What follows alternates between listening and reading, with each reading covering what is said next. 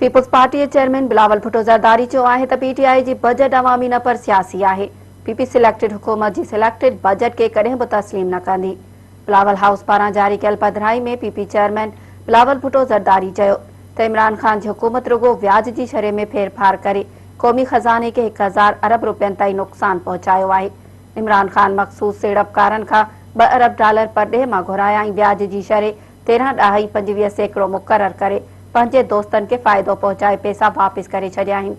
PP chairman चयो त IMF व्याज जी शरह 12% ताईं रखण जो चयो हो, पर इमरान खान जी हुकूमत उन खे 13.25% ताईं वधाए कुझु सीड़पकारनि खे फ़ाइदो पहुचायो।